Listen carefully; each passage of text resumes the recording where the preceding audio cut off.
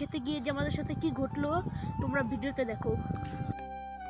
তো গাইস আমরা কুল মাখা খেতে যাবো আজকে, কিন্তু চুরি করে, কাউকে কিছু জানাবো না।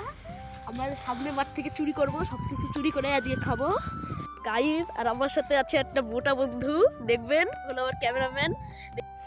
আমরা সামনের জমি থেকে ধনেপাতা এখন চুরি করবো, আমার সাথে দেখতে থাকো।